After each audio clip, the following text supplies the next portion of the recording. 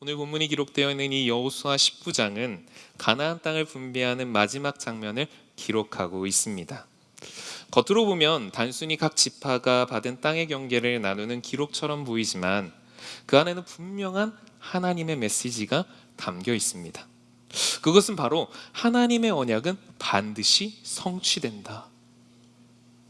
이 세상 모든 만물을 창조하신 하나님의 언약은 성취된다. 그리고 하나님의 백성은 어떠한 상황 속에서도 결국 하나님 안에서 참된 승리를 누리게 된다는 것입니다. 사람들은 누구나 승리를 원합니다. 지는 것을 좋아하는 사람은 아무도 없죠. 그래서 어떻게든 승리하고 싶어하고 승리를 위해 잘 달려가고 싶어합니다. 하지만 그러면서도 사람들은 항상 고민합니다. 과연 이 승리가 진짜 승리일까? 과연 내가 생각한 이 목표가 이 진짜 승리의 기쁨을 맛볼 수 있는 인생에서 정말 성공하는 그 길인가? 사람들은 세상이 승리를 향해 잘 달려가고 있다고, 심지어 승리했다고 인정해도 여전히 불안해하고 두려워하며 공허해합니다. 왜 그렇습니까? 사람들도 어렴풋이 느끼는 거죠. 세상에 그 어떤 것도 완전한 승리, 영원한 승리는 없다. 그래서 소위 세상이 성공이라고 이야기하는 돈, 명예, 권력 같은 것을 가지고 있어도 사람들의 마음 깊은 곳에 있는 이 갈급함은 채워지지 않고 불안함은 해소되지 않습니다. 출애굽한 이스라엘 백성들을 보십시오. 우리의 관점에서 보면 이스라엘 백성들은 참으로 복받은 민족입니다. 하나님이 아브라함의 때부터 그들을 택하셔서 애굽의 포로 생활에서 해방시켜 주시고 또 40년의 광야 시간을 지나 마침내 약속의 땅 가나안 땅에 들어가게 하셨습니다. 그리고 하나님의 은혜로 강력한 가나안 민족들을 무너뜨리고 그 땅을 차지하게 하셨죠. 하지만 세상의 눈으로 보면 이스라엘 백성들의 이 역사와 이 일들을 보면 어떨까요? 실패와 고난으로 가득한 민족처럼 보일 것입니다. 자신들의 의지와 상관없이 노예 생활을 했고 광야에서 오랜 시간을 방황했으며 수많은 어려움을 겪었기 때문입니다. 하지만 여러분, 중요한 것은 사람의 평가가 아닙니다. 하나님께서 그들과 함께 하셨다. 여호와 하나님께서 이스라엘 백성들과 함께 하셨다. 이것이 중요했던 것이죠. 그래서 그들이 진정한 승리의 삶을 살아낼 수 있었다. 여러분, 진정한 승리는 오직 하나님에게서만 나옴을 믿습니다. 왜냐하면 하나님은 만왕의 왕이시며 모든 역사를 주관하시는 하나님이시기 때문입니다. 그래서 이 세상의 모든 것은 하나님의 뜻 안에서 움직이고 또 하나님의 계획 가운데 이루어집니다. 그럼 우리의 목표가 하나님의 뜻과 연결될 때 그 결과는 잠시 머물다 사라지는 성공이 아니라 영원한 승리가 되는 것이죠. 빼앗길까 두려워하는 이 불완전한 승리가 아니라 하나님 안에서 누리는 완전한 승리가 되는 것입니다. 여러분은 이 승리를 누리고 계십니까? 그래서 사도 바울은 죽음을 앞두고 디모데후서 4장 7절과 8절에서 디모데에게 이렇게 고백합니다. 나는 선한 싸움을 싸우고 나의 달려갈 길을 마치고 믿음을 지켰으니 이제 후로는 나를 위하여 의의 면류관이 예비되어 있으므로 주 곧 의로우신 재판장이 그날에 내게 주실 것이며 내가만 아니라 주의 나타나심을 사모하는 모든 자에게도니라. 내가 달려갈 길 잘 달려가고 선한 싸움 잘 싸웠기에 주님께서 나를 위하여 의의 면류관을 예비해 놓으셨느니라. 비록 세상은 인정하지 못하고 세상은 나를 잘했다 칭찬하지 못하지만 내가 잘 살았다 이야기하지 못하지만 주님께서는 나의 삶을 인정해 주신다. 그래서 그는 세상이 뭐라 하든 자신을 어떻게 보든 나는 하나님 앞에서 사명을 다했기에 참된 승리의 기쁨을 맛보았고 기대하고 있노라고 지금 말씀을 통해서 이야기하고 있는 것입니다. 여러분도 예수님께서 십자가에서 마지막으로 하신 말씀이 무엇입니까? 다 이루었다. 다 이루었다 말씀하셨습니다. 예수님의 승리는 십자가에서 완성되었습니다. 그래서 예수님의 이 고백은 포기의 선언이 아닙니다. 후회의 고백도 아닙니다. 오히려 하나님께서 맡기신 이 구원의 사역을 완전히 이루셨다는 승리의 선포인 것이죠. 여러분, 이처럼 진정한 승리를 누린 자의 삶은 다릅니다. 아쉬워하지 않습니다. 미련두지 않습니다. 왜 그렇습니까? 가장 귀한 것을 이미 얻었기 때문에. 예수 그리스도라는 그 십자가의 보혈의 은혜, 그 보혈의 은혜를 가지고 내가 이제 하나님의 자녀가 되었고 영원한 생명을 얻은 천국 백성이 되었기에 진정한 승리를 가진 자는, 이 사실을 아는 사람은 결코 아쉬워하지 않고 세상에 미련두지 않는 것입니다. 그런데 과연 여러분은 지금 승리한 사람답게, 진정한 승리를 누린 사람답게 살아가고 계십니까? 여전히 아직도 아쉬워하고 미련을 두고 갈급해하고 있지는 않습니까? 우리는 그리스도의 보혈의 능력으로 말미암아 진정한 승리를 얻은 자임을 믿습니다. 이 믿음을 가지고 정말 담대히 살아나시는 주의 백성들 되시기를 주님의 이름으로 간절히 소망합니다. 그래서 여러분, 진정한 승리를 누리는 자의 삶의 태도는 여타의 세상 사람들의 삶의 태도와는 다를 수밖에 없습니다. 그렇다면 여러분, 진정한 승리를 누리는 자의 삶의 태도는 무엇일까요? 오늘 본문에 나오는 이 세 지파의 땅 분배를 통해 우리는 진정한 승리를 누린 자의 삶의 태도를 확인하길 원합니다. 우리는 오늘 본문을 통해서 세 가지로 확인할 수 있는데요. 첫 번째, 우리가 진정한 승리를 누린 자의 삶의 태도는 바로 진정한 승리를 누린 사람은 기꺼이 나눌 수 있다는 것입니다. 기꺼이 나눈다. 오늘 본문에서 가장 먼저 등장하는 지파는 시므온 지파입니다. 시므온 지파는 12지파 중에서도 가장 작은 지파였죠. 민수기 26장의 이 인구 조사를 보면 시므온 지파가 다른 지파에 비해 인구가 절반 수준밖에 되지 않는, 정말 한 지파로서의 존립마저 위태로운 상황에 있었다는 것을 확인할 수 있습니다. 여러분, 시므온 지파가 이렇게 될 수밖에 없었던 분명한 이유가 있습니다. 그것은 바로 창세기 49장 7절 말씀에 나와 있는데요. 이 말씀은 야곱이 시므온에게 남긴 유언입니다. 여기서 야곱은 아들에게 이런 유언을 남깁니다. 그 노여움이 혹독하니 저주를 받을 것이요, 분기가 맹렬하니 저주를 받을 것이라. 내가 그들을 야곱 중에서 나누며 이스라엘 중에서 흩으리라. 여러분, 아들입니다. 근데 아비가 아들한테 지금 저주를 남기고 있습니다. 유언인데, 죽기 전에 딱 한 마디 남기는 그 말인데 지금 저주를 하고 있습니다. 야곱이 시므온에게 이런 유언을 남긴 이유가 무엇일까요? 창세기 34장에 나오는 디나로 인한 이 세겜 몰살 사건 때문인 것이죠. 하몰의 아들 세겜이 디나를 강간하게 됩니다.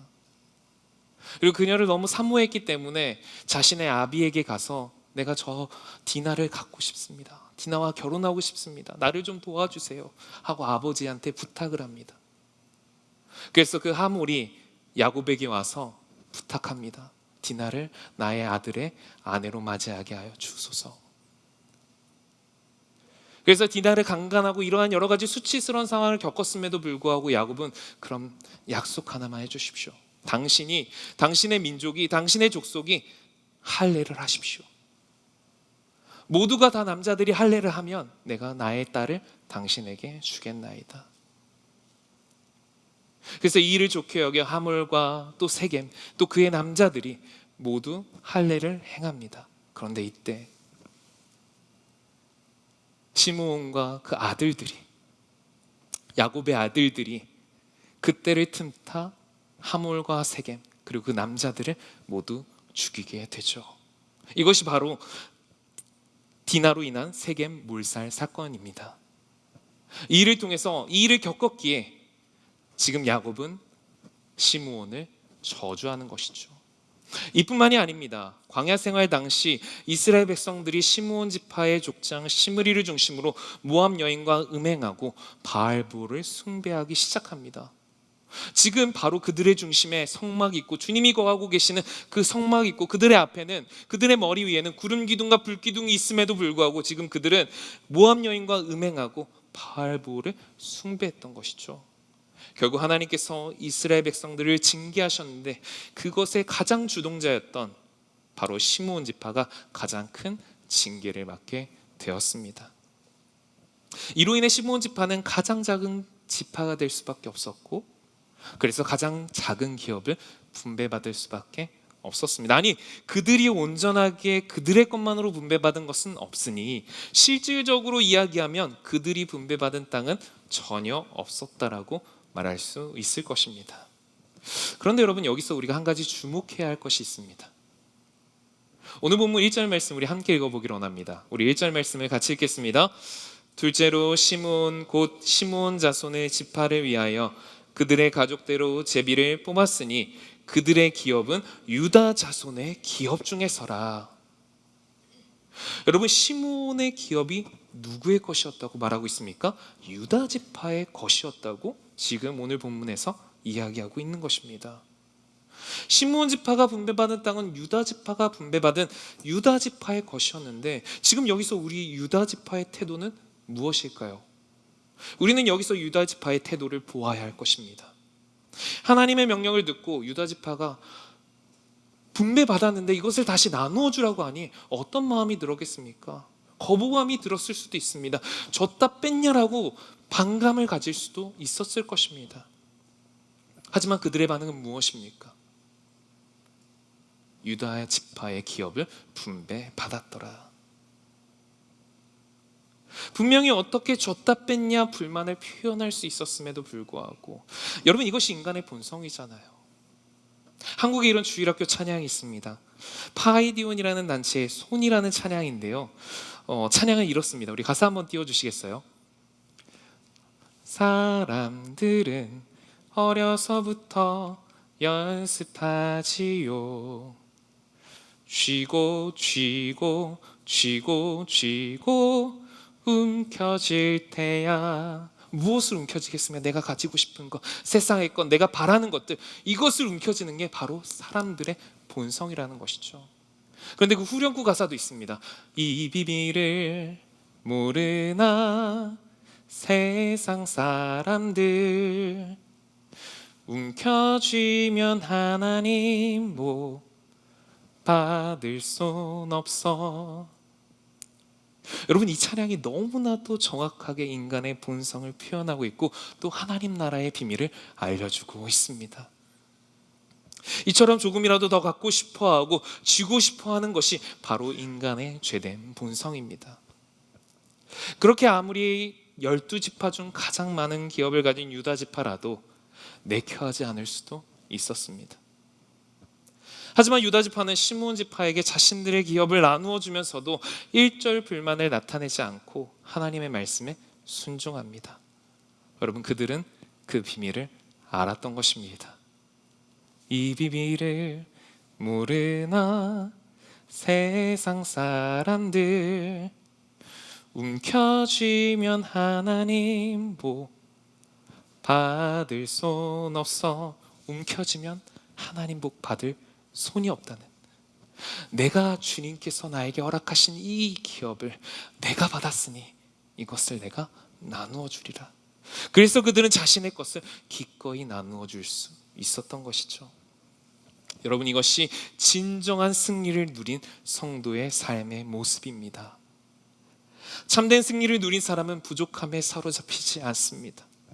왜냐하면 하나님께서 주신 승리는 줄어들지 않기 때문입니다. 세상의 것은 나누면 줄어들 수 있습니다. 하지만 하나님의 나라의 은혜는 나누면 나눌수록 풍성해집니다. 복음도 사랑도 은혜도 줄어드는 것이 아니라 오히려 나누면 나눌수록 더 배가가 되고 풍성해지는 것이죠. 그래서 성도의 나눔은 선택이 아니라 은혜 받은 자의 자연스러운 반응인 것입니다. 세상 사람들도 나눔을 아름답게 여깁니다. 노블리스 오블리지라는 말도 있는 것처럼 말입니다. 완전하지도 않고 영원하지도 않은 이 승리를 얻은 사람들도 나누며 살아야 한다고, 그것이 덕이라고 이야기하는데, 정작의 진정한 승리를 누렸다고 이야기하는 우리의 삶의 태도는 과연 어떻습니까?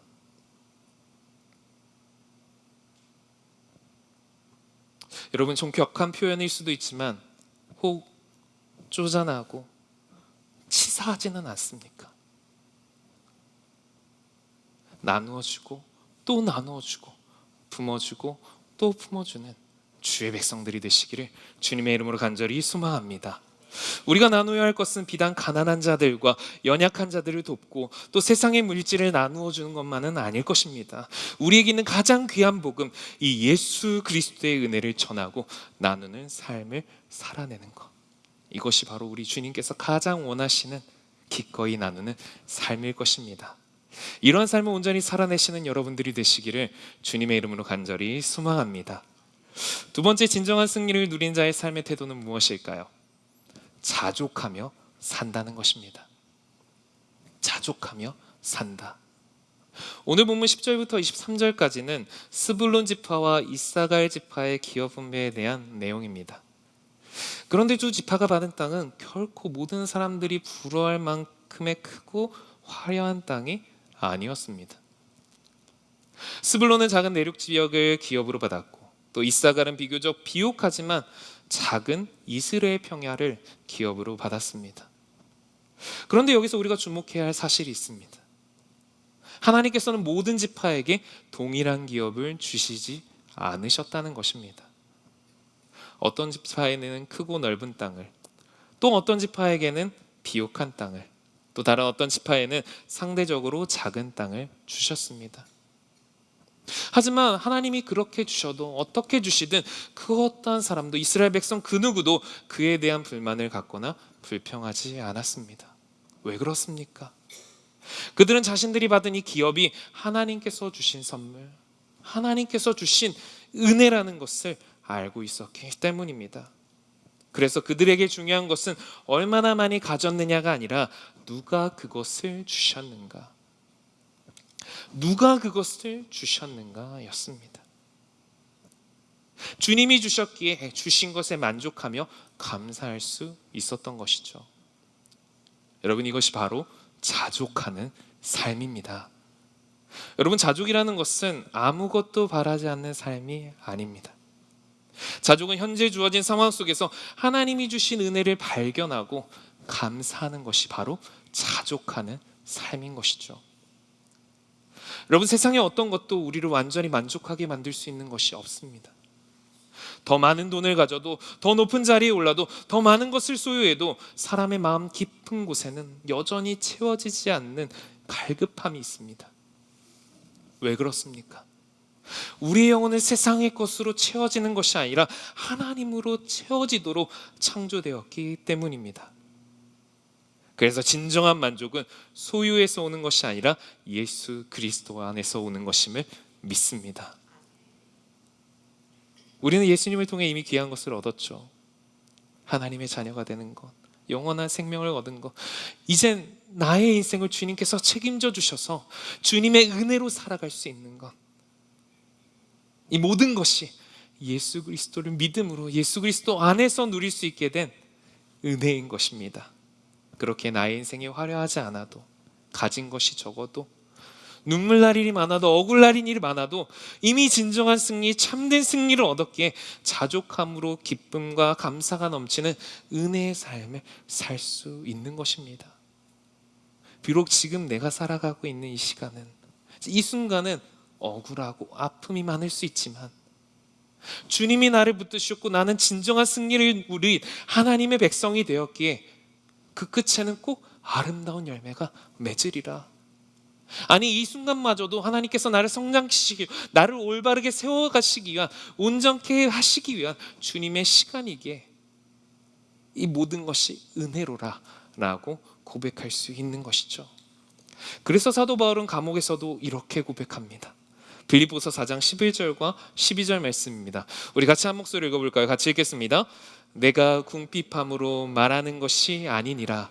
어떠한 형편에든지 나는 자족하기를 배웠노니 나는 비천에 처할 줄도 알고 풍부에 처할 줄도 알아. 모든 일 곧 배부름과 배고픔과 풍부와 궁핍에도 처할 줄 아는 일체의 비결을 배웠노라. 아멘. 지금 사도 바울이 있는 곳이 어디입니까? 감옥입니다. 그런데 그 감옥에서도 나는 자족한다. 나는 감사한다. 나는 주님을 찬양한다. 내가 풍부하든 빈곤하든, 내가 가지든 안 가지든, 내가 아프든 기쁘든, 그 어떠한 상황 속에서도 나는 감사하며 자족한다. 왜냐하면 그의 삶의 중심에 그리스도가 계셨기 때문입니다. 과연 여러분은 지금 자족하는 삶을 살고 계십니까?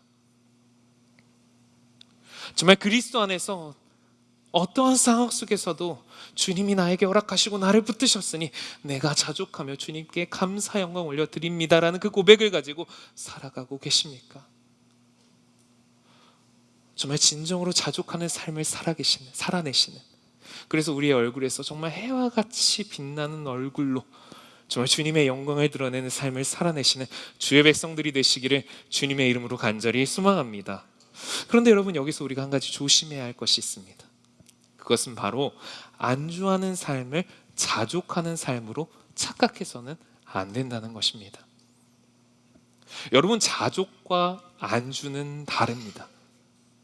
안주하는 삶은 변화하지 않고 현재 상태에 머무르는 것입니다. 이곳이 좋사오니 내가 여기에 있고 싶습니다. 여기에 머물고 싶습니다. 이것이 바로 안주하는 삶인 것이죠. 성장을 멈추는 것이고 하나님께서 주신 사명을 내려놓는 것입니다. 하지만 자족은 다릅니다.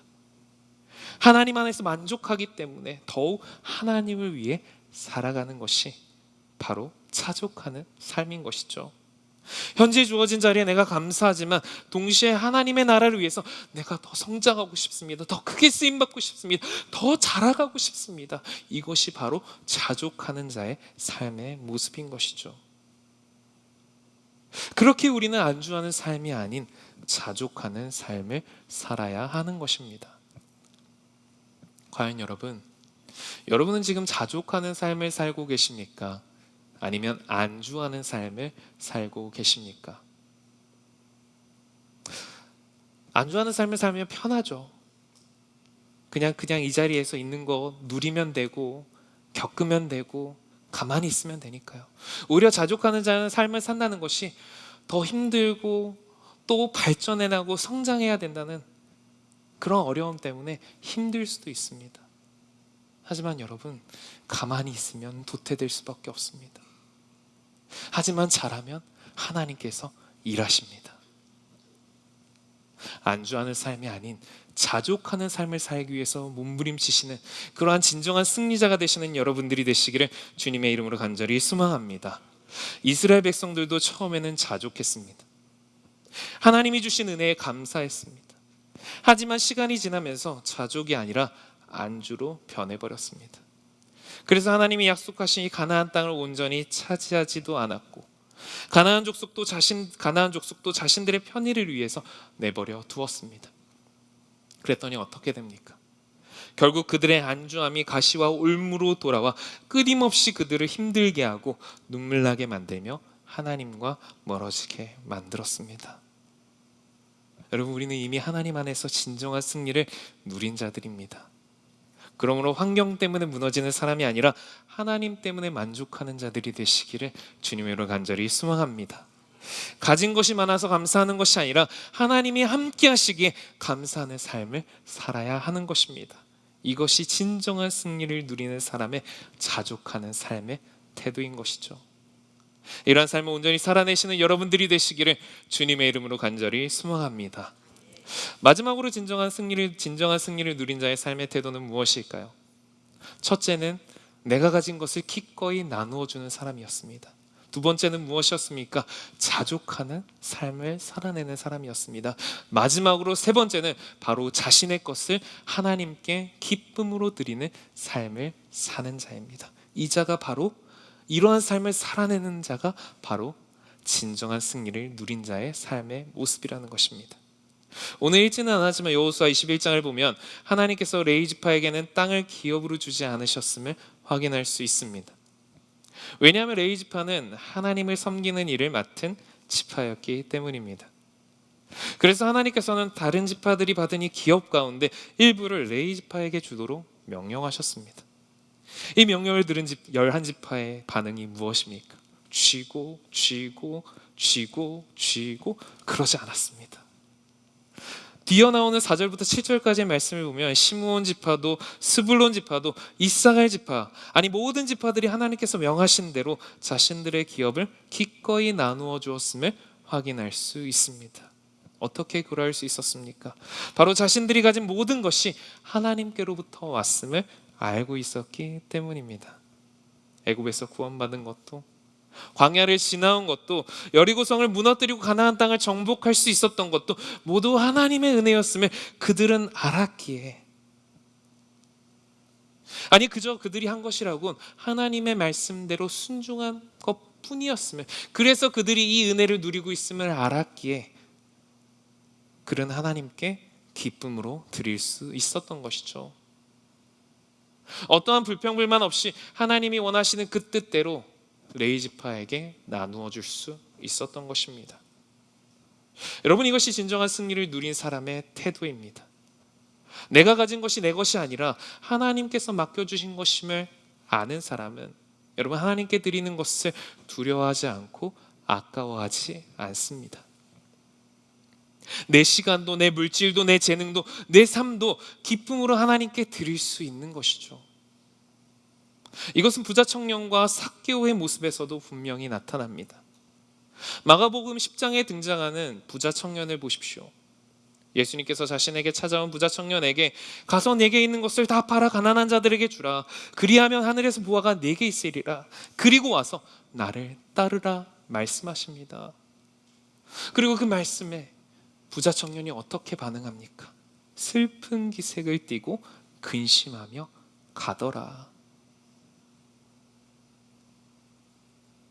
슬픈 기색을 띠고 근심하며 가더라. 여러분, 왜 그가 근심했겠습니까? 그에게 재물은 그가 일평생 피땀 흘려 벌어놓은 자신에게 가장 귀하고 소중한 것이라고 여겼기에, 내 노력과 내 힘으로 얻은 것들이기에 포기할 수 없었던 것이죠. 내려놓을 수 없었던 것입니다. 반면에 누가복음 19장에 나오는 삭개오를 보십시오. 삭개오는 세리장이었고 부자였습니다. 세상이 보기에 성공한 사람이었죠. 하지만 예수님을 만난 후 그의 삶은 완전히 변화되었습니다. 그는 이렇게 고백합니다. 누가복음 19장 8절 말씀입니다. 우리 같이 한 목소리로 읽어보기를 원합니다. 같이 읽겠습니다. 삭개오가 서서 주께 여짜오되 주여 보시옵소서, 내 소유의 절반을 가난한 자들에게 주겠사오며 만일 누구의 것을 속여 빼앗은 일이 있으면 네 갑절이나 갚겠나이다. 아멘. 여러분, 지금 삭개오가 소유한 이 모든 것들이 거저온 것이 아닙니다. 사람들의 손가락질 받으며 수치를 여겨 당하게 가면서까지도 그가 악착같이 벌어놓고 모아놨던 그 모든 것들입니다. 그런데 지금 그의 고백이 무엇입니까? 주여 보시옵소서, 내 소유의 절반을 가난한 자들에게 주겠사오며 만일 누구의 것을 내가 속여 빼앗은 일이 있으면 4배나 내가 갚겠나이다. 왜입니까? 예수님 안에서 진짜 진리를 발견했기 때문에, 내 것이 내 것이 아니라 내가 누리고 있는 모든 것이 주님의 것임을 비로소 알게 되었기 때문에 그가 드릴 수 있었던 것이죠. 그래서 주님이 원하시는 뜻대로 기쁨으로 자신의 것을 내어드릴 수 있었던 것입니다. 맞습니다, 여러분. 진정한 승리를 누린 사람은 세상의 것에 끌려가지 않습니다. 돈이 필요 없다는 말이 아닙니다. 물질이 중요하지 않다는 말이 아닙니다. 하지만 물질이 내 삶의 주인이 되지 못한다는 것이죠.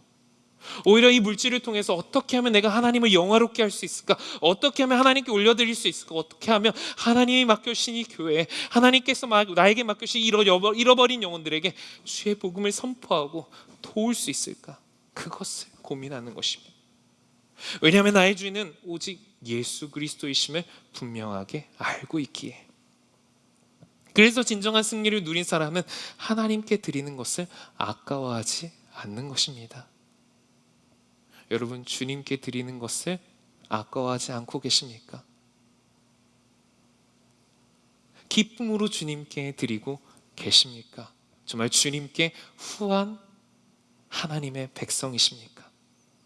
나의 시간을 드리고 나의 재능을 드리고 나의 물질을 드리고 나의 삶 전체를 주님께 맡겨드리는 여러분들이 되시기를 주님의 이름으로 간절히 소망합니다.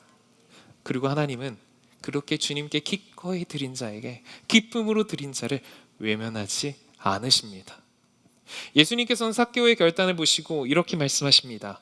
9절 말씀입니다. 예수께서 이르시되 오늘 구원이 이 집에 이르렀으니 이 사람도 아브라함의 자손이미로다. 삭개오 한 사람의 변화로 진정한 승리를 가지고 주님께 기쁨으로 드린 자, 이 한 사람으로 말미암아 그의 가정이 구원에 이르렀느니라.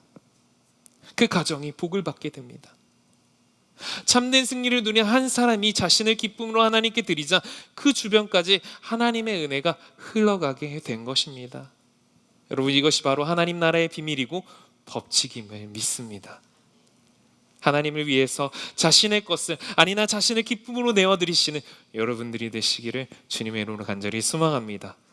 그래서 하나님이 준비해 놓으신 영원하고 완전한 하늘의 상급을 누리고 여러분을 통하여 여러분들과 함께하는 모든 사람들이 하나님의 은혜를 누리는 축복의 통로들이 되시기를 주님의 이름으로 간절히 소망합니다. 사랑하는 성도 여러분, 우리는 이미 예수 그리스도를 믿음으로 참된 승리를 얻은 사람들입니다. 그러므로 승리를 얻기 위해 살아가는 사람이 아니라 이미 승리한 자답게 살아가는 사람이 되어야 합니다. 세상은 끊임없이 우리에게 말할 것입니다. 더 가져야 된다. 더 높아져야 된다. 더 많은 것을 소유해야 된다. 쥐고 움켜줘야 된다. 세상은 이야기할 것입니다. 하지만 주님은 우리에게 말씀하십니다. 움켜쥐면 하나님 복 받을 손이 없어. 너희는 이미 가장 귀한 것을 받았는데 왜 귀한 은혜를, 그 귀한 축복을 누리지 못하니? 여러분, 우리는 그리스도의 보혈의 은혜로 말미암아 영원한 생명을 얻은 하나님의 자녀가 되었습니다.